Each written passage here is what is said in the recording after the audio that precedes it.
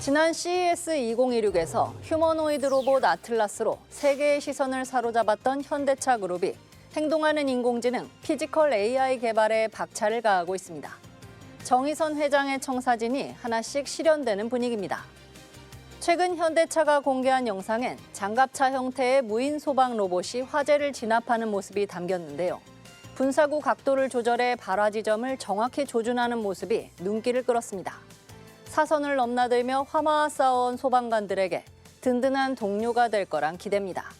정 회장은 앞서 열린 기증식에서 무인 소방 로봇은 사람을 살리는 기술이라는 공동의 목표를 구현한 새로운 모빌리티라고 밝혔는데요.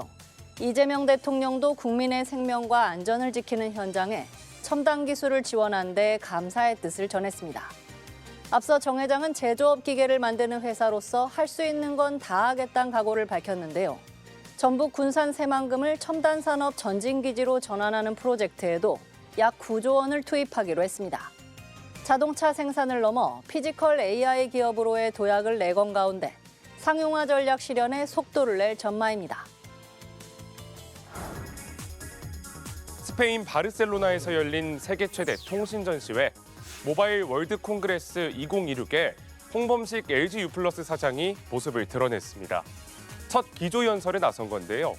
커뮤니케이션의 힘에 대한 연설이 여운을 남겼습니다.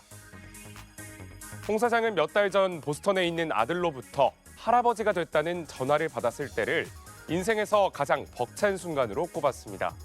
같은 소식을 문자나 이메일로 받았다면 그 정도의 감동은 없었을 거라고 전했는데요. 음성 커뮤니케이션의 힘을 역설한 겁니다. 홍 사장은 이번 무대에서 LG U+의 AI 콜 에이전트 익시오를 소개했습니다. 사람의 손과 눈이 화면에서 자유로워지도록 한다는 게 핵심입니다.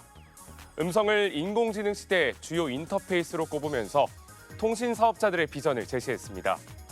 LG U+의 매출은 지난해 창사 이래 처음으로 15조 원을 돌파했습니다. 지난달 국내 3대 신용평가사 중 한 곳인 나이스 신용평가로부터 신용등급도 상향 조정됐습니다. 올해는 인공지능 기반의 사업 경쟁력으로 서비스 수익의 2% 성장을 달성한다는 목표입니다. 대한항공이 올해로 창립 57주년을 맞았습니다. 조원태 한진그룹 회장은 통합 대한항공 역사의 첫 페이지를 여는 해라며 경쟁력 있는 항공업 생태계를 만드는 시대적 과업을 완수하겠다고 강조했습니다. 조 회장은 최근 창립 57주년 기념식에서 대한항공과 아시아나항공의 통합에 대해 단순한 회사 규모 확대를 넘어 두 항공사가 서로의 장점을 배우고 단점을 보완하며 높은 가치를 창출해야 한다고 말했습니다. 또 갈등을 경계하면서 구성원 간 존중과 신뢰를 당부했는데요. 경쟁 상대는 국내 항공사가 아닌 글로벌 캐리어들인 만큼 완전한 원팀을 이뤄야만 국가대표 항공사로 기량을 발휘할 수 있다고 당부했습니다.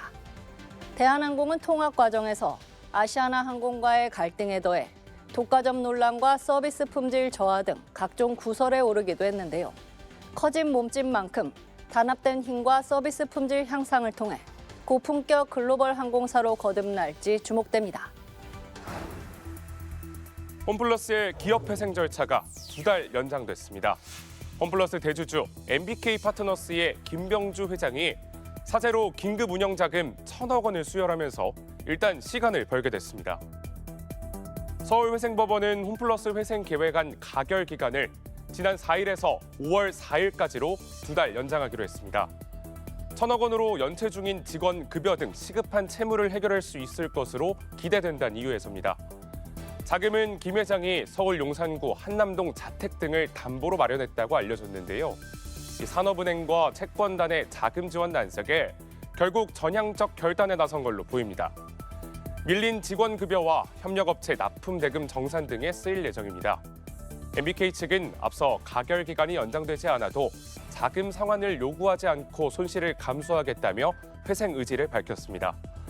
급한 불은 껐지만 위기는 여전한 가운데 기한 내 새 인수자 찾기가 존폐를 가릴 분수령이 될 전망입니다. 트럼프발 관세 파고에 중동 사태까지 불거지며 우리 경제의 불안감도 고조되고 있습니다. 석유화학부터 해운 그리고 반도체 업계까지 사태가 장기화할 경우 전방위 산업 여파가 불가피한데요. 주유소에는 유가 급등을 우려한 시민들의 패닉 바잉이 이어졌고 6,000피 고지를 밟았던 코스피와 환율도 한때 요동쳤습니다. 정부는 연일 상황 점검 회의를 열고 24시간 비상대응 체제를 가동 중인데요.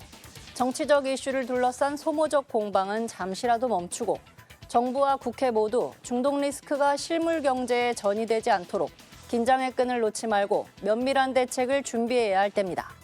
이번 주 CEO 풍향계 여기까지입니다.